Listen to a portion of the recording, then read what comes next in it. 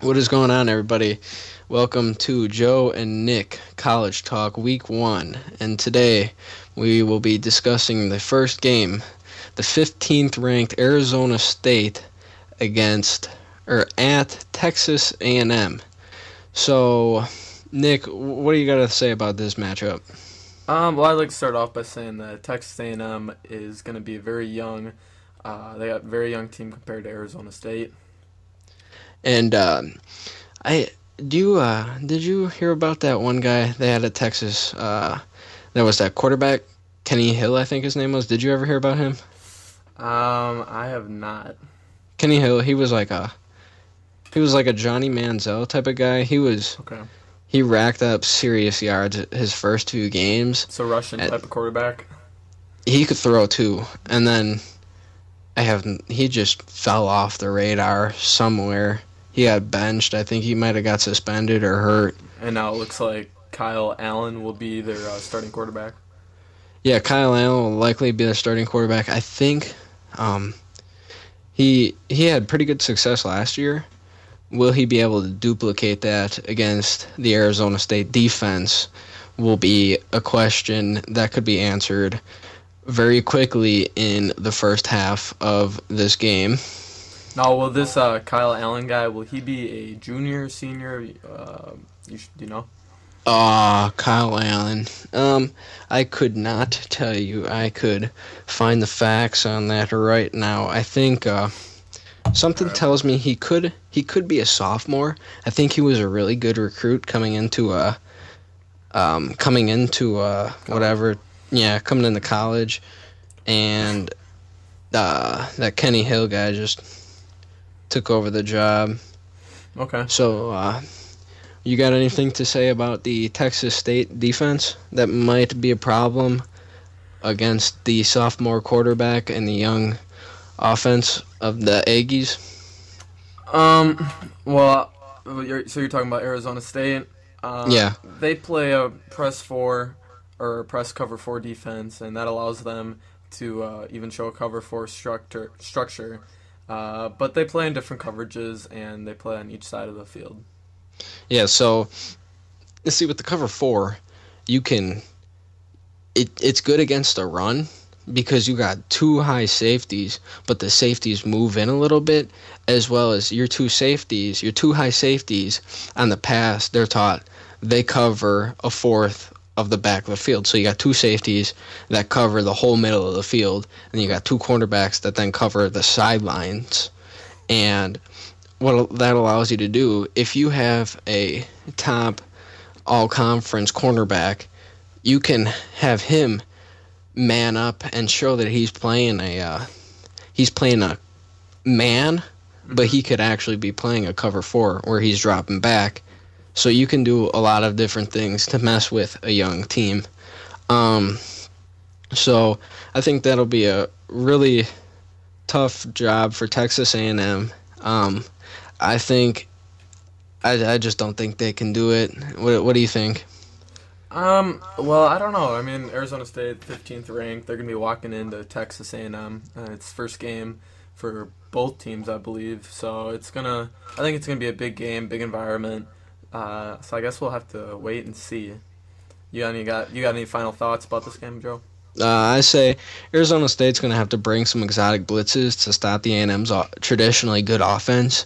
That should be that'll be a top key. Will the linemen be able to pick up the blitz and be able to stop it? So if they can do that, the young Texas A&M team might be able to have some success against this offense or this defense. They're going to have to really slow down the game, and if they can slow down the game, they will be able to put up some massive points, which I do not think Arizona State can produce. Okay. All right. You want All to right. take a prediction on who's gonna win? You know, it's a close game. I mean, Arizona State's ranked, Texas A&M isn't, but 15th. Hell, you could put Texas A&M in the top 25 in that area. It's going to be a dogfight, but I'd say, oh man, I think I gotta go with the more experienced Arizona State on this one. No, I agree with you. I think it's going to be a pretty close game, but I think in the end, the more veteran team is going to pull out on top. Alrighty, now the next one, which is the first non-conference game of I think 2 that they have, and that's number 20th Wisconsin at number 3 Alabama, and it's not in a total away game for Wisconsin. It's actually played at a neutral field. Yeah, I think it's played at where the Cowboys play. Yep, North so Texas. it's kind of neutral. Jerryville. But is it where the Cowboys play? Yep. At Yeah, the that's what I AT&T thought. Stadium. So it's more of a home field advantage for Alabama because it's closer. Yeah. Now, I think there's going to be next- a pretty good fan base, though, for both sides. I think Wisconsin. hopefully, next year, I think they play next year at Lambeau, or whenever they play next, it's at Lambeau Field. Oh, really? Yeah, so that'll When change they up. play Alabama next, or just Yeah. next year? Well, whenever they play Alabama, I don't know if it's in 2016 or Yeah. it could be in 2018. I'm not exactly sure. Yeah, I could see it being 2 years or something.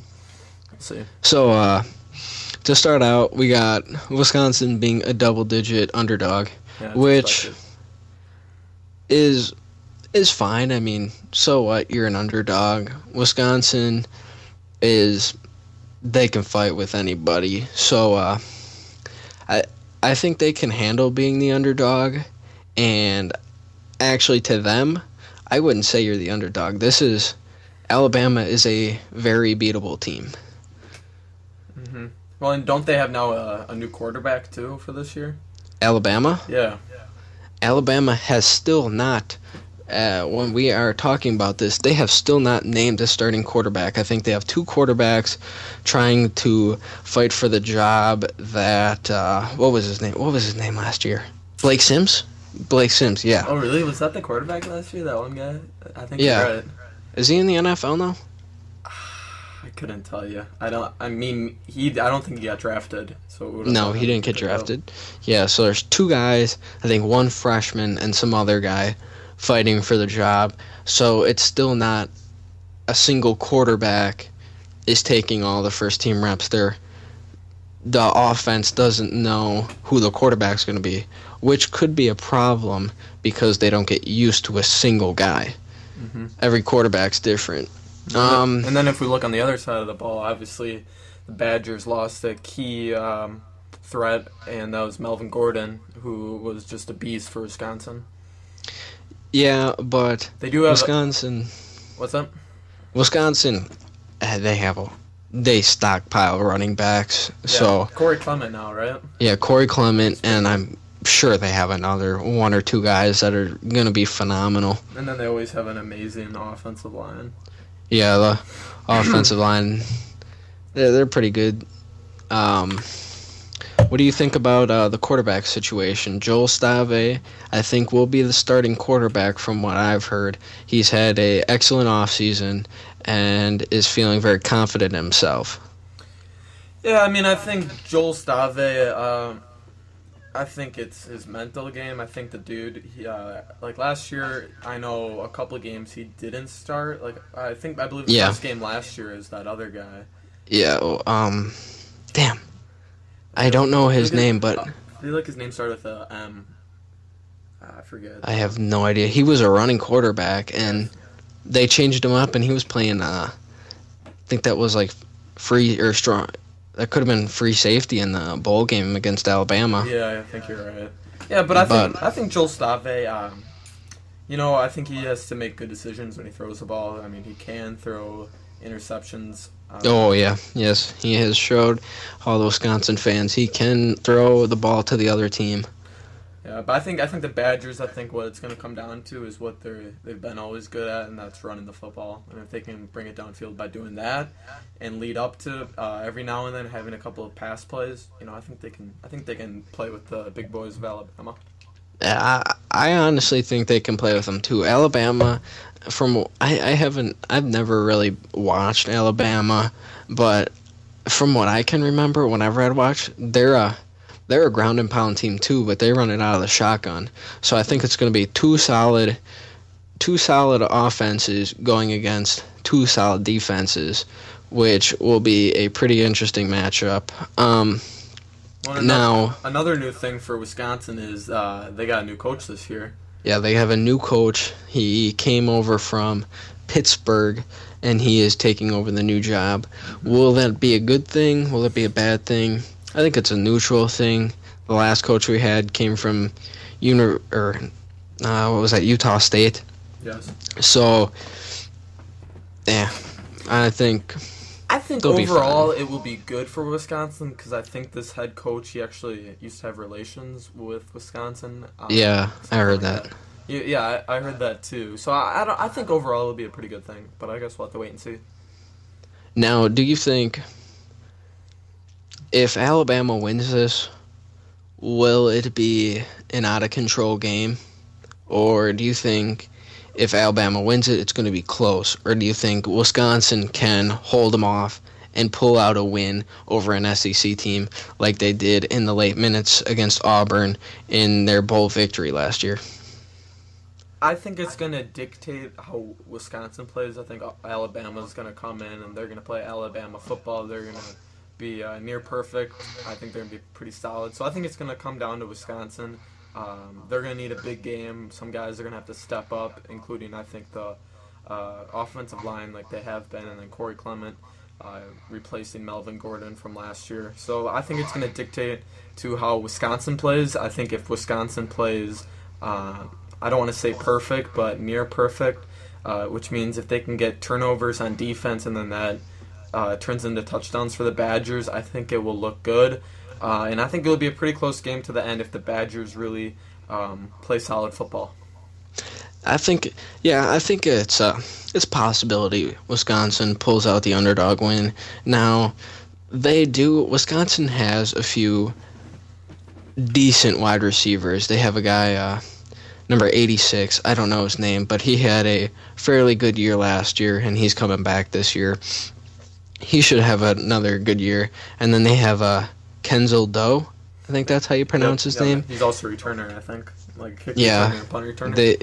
He's one solid dude that if they can get him the ball in space, that dude will race with the fastest men of Alabama. So ultimately, I think if Wisconsin wants to win this, they're going to have to move the ball through the air, of course, yes. And they're going to have to be playing near perfect defense against 4- and 5-star recruits. Mm-hmm. And they're going to have to come out of the gates angry and play with a chip on their shoulder every second. They're not going to win if they take plays off and, they take a first and second down. They take a play off on both those downs, and then they find themselves in a long third down, and the inconsistency of the Wisconsin passing game has to step up. Well, then you incomplete the pass, and you got to punt it, giving Alabama's explosive offense a chance to get more points up on the board. So I think it's very important that they do play with a chip on their shoulder all the time. Yeah, for my final prediction, I'm gonna go with Alabama. I think that's the safe bet. But I think the Badgers, like what you've just said, if they can do that stuff, it's gonna be a very close game. But I'm gonna go with Alabama. I'm gonna go with Alabama as well. I think that for all Wisconsin fans, if the game ends up being close, for the morale, it's a positive. Now, if they can win, their morale is going to go through the roof. Mm-hmm. Alrighty, and on to our last game of the week. Joe's we have team. My favorite team, but I will not be biased and putting them in every single episode. We have the number 1 and returning national champions, the Ohio State University at Virginia Tech. Now, what do you got to say about this one? Because this is an interesting game. That number 1 doesn't really mean much. Well, I'm gonna start off by saying star defensive end Joey Bosa and H-back Jalen Marshall, and also Jalen Marshall, and also Dontre Wilson and receiver Corey Smith. That's 4 guys on the Ohio State team are all suspended for this first game. They So yeah, they got freaking suspended. I think they were smoking dope or whatever, and they got caught and suspended. And Joey Bosa, a Heisman candidate, he's on the bench. Jalen Marshall, solid running back, he's on the bench. Dontre Wilson stepped up in the late season for the Buckeyes. He's on the bench. And Corey Smith, which is probably the best wide receiver or the most experienced receiver on the team, is on the bench. So you're going to have... Didn't Ohio State, they lost a guy because he went to the draft. They had a really good wide receiver last year, right? Oh, that was Devin Smith. Yeah, Devin Smith, now a part of the New York Jets. Yep. Hope you're having fun out there with Geno Smith or whoever other quarterback you got out there. Geno Smith is Matt out, Flynn. remember? Yeah, Geno Smith's out, but... That locker room fight, someone punched him right in the jaw. I think that's hilarious. They signed Matt Flynn. Did you know that? Oh, really? Yeah, they signed Matt Flynn, and I don't know who else they have, but have fun with that one. Okay, back on topic. How about we talk about the quarterback situation for Ohio State? 'Cause I don't think they've officially made their number one QB, have they? So they have not, and that's the same thing with Alabama. They don't have the same guy. Now, the only thing... Ohio State has 3 talented quarterbacks. Now they only have 2. Braxton, we will talk about that in a little bit. Now, the only thing that separates the number 1 Ohio State Buckeyes and the number 3 ranked Alabama, the 2 quarterbacks on Ohio State are 2 Heisman quarterbacks. So you got 2 Heisman quarterbacks fighting for one position.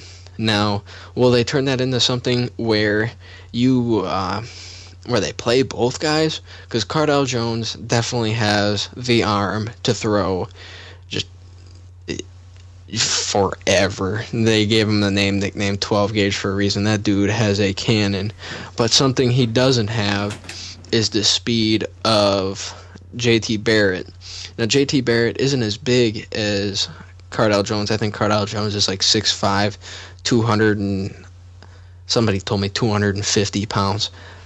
That's a very big dude for a cornerback at like 6'1", 200 pounds to take down.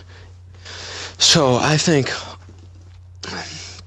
something tells me the way Cardale Jones played those 3 games when he had to start against Wisconsin, and then when he had to start in the playoff game, the semifinal playoff game against number 1 ranked Alabama, and then how he went out and destroyed the number 2 ranked Oregon State Ducks to win the national championship. He has to have a lot of confidence, and I think he will get the starting job.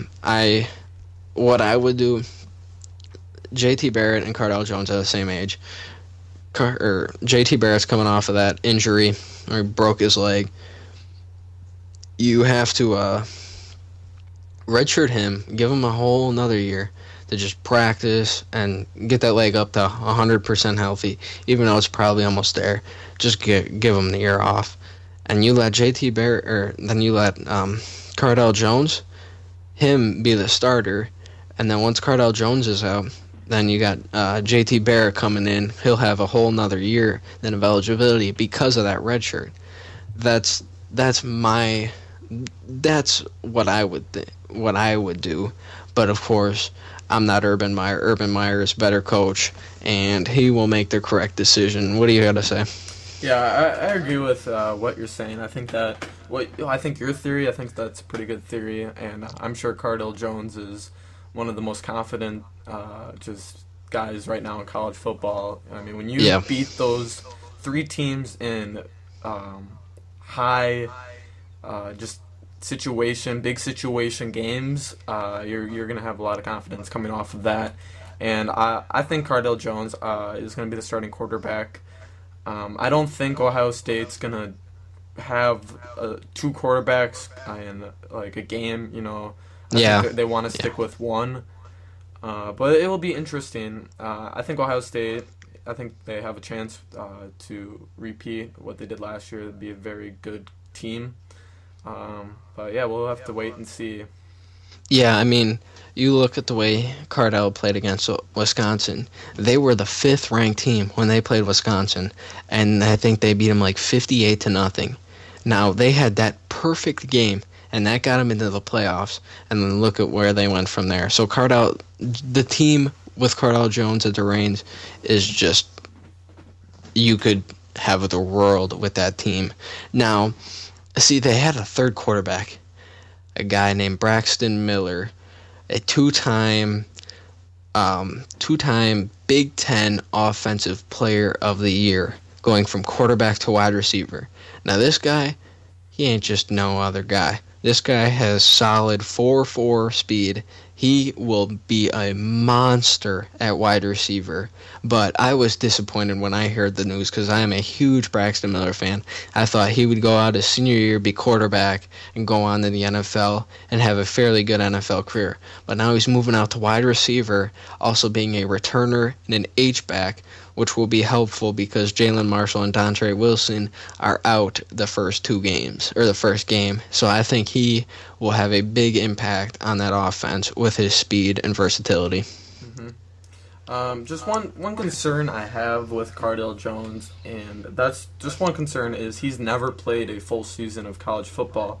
No. Obviously, he's going to have bumps and bruises along the way if he does start, but it will be interesting. Yeah, I think that'll be interesting.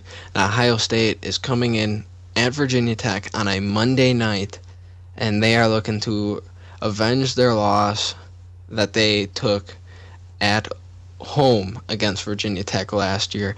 I think they're not going to have their top players out there, but they are coming in there with a chip on their shoulder like Wisconsin has to do, and I feel that they're gonna wreck house against Virginia Tech because they are and not just against Virginia Tech. I think the whole year Ohio State is a double-digit favorite in every game. I think they're gonna have to play, and they're gonna have to play hard and physical. But I think Ohio State can pull this one out.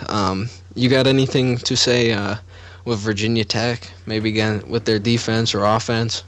Well, I just want to say I think Virginia Tech's defense deserves another 10-win season, but it's going to be the offense. If the offense can help them out, their offense can be used, or I guess I could say if Virginia Tech's offense can be what they used to be in the mid to late 2000s, they can actually match themselves up with the Buckeyes, but honestly, I think the Buckeyes are going to steamroll over them.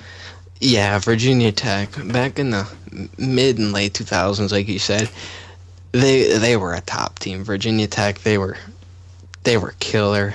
But that's just something they don't have anymore, which their offense not being what it used to be going up against this Ohio State defense. They're still very talented, especially out at defensive back.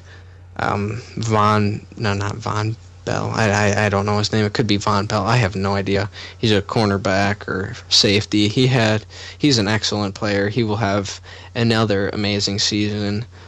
But I just don't see Virginia Tech being able to be what they used to be. So I think the Buckeyes are going into a hostile environment, and on a Monday night, under the lights, everybody's going to have the jitters. So, Buckeye fans out there, you should be slightly on edge for this game. I don't think it's going to be a total blowout, but there are some questions out there that will be answered in this game if they can hold off the Virginia Tech team with those players being either injured or suspended. What do you think?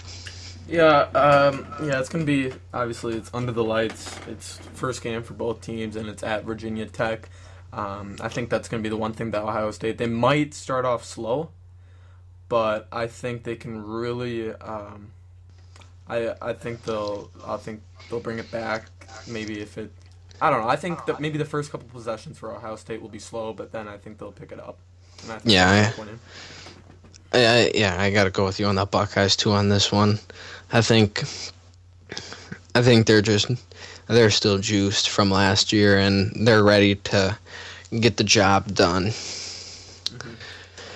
Alrighty, so we are done with that, and we got one more thing we want to talk about, and that's who do you have in the four lonely spots to make the playoffs? Who do you have? Honestly, I think it's They don't have to be in order. Just who do you have? I think it's too early right now, at least for my pick. I want to say Ohio State and possibly Alabama. I couldn't tell you my two other teams as of right now, but I think as the college football season goes, we'll see those teams that are going to be, doing well and looking like potential playoff teams. Yeah. All right. Well, I gotta go with you. I think Ohio State should make it. Alabama should make it. Now there's still two spots. Could that be a team like TCU where they don't have the championship game, the conference championship game at the end, which really screwed them over and let Ohio State in the playoffs? I think TCU will be able to make it. And then the fourth spot is open, maybe for a team. If somehow Michigan State, another Big Ten team, could get in there, or Auburn could get in there. There's a few teams up there that are fighting for it. Yeah. Yeah, Auburn, Alabama. We will definitely have to talk about that game later on in the year as they are playing each other the last week, which will have. I think that could be a big deciding factor. Yes, that has high effects on that. So the fourth spot for me is still open for anybody to take. Now, something I want to talk about as well real quick. The four teams are decided between the like top 5 conferences or whatever. And so not teams like Conference USA or anything can't make it. Well, Notre Dame, they're an independent team. They're not in a conference, well, I don't think. Isn't the Big East, they don't have it anymore for football, right? Because otherwise they'd be in the Big East, but I've heard that the Big East is done for football or something. I'm not 100% sure. I couldn't tell you, but I know Notre Dame has been an independent team, so they don't have no conference games. And you're telling me a Notre Dame team, if they can somehow go undefeated or a one-loss team, you're telling me they can't make the playoffs? I'm a little questionable about that. I don't know the rules about that. Yeah, there could be some controversy about that. Yeah, we'll definitely have to see. There's one thing about college football, it always works its way out. All these teams look like they can be undefeated, but in the end of the year, not many of them are. So that wraps it up for week 1. I hope you guys enjoyed, and we will see you next week for episode 2, the second week of Joe and Nick's college football talk. Peace out, everybody. Thanks, guys. See you later.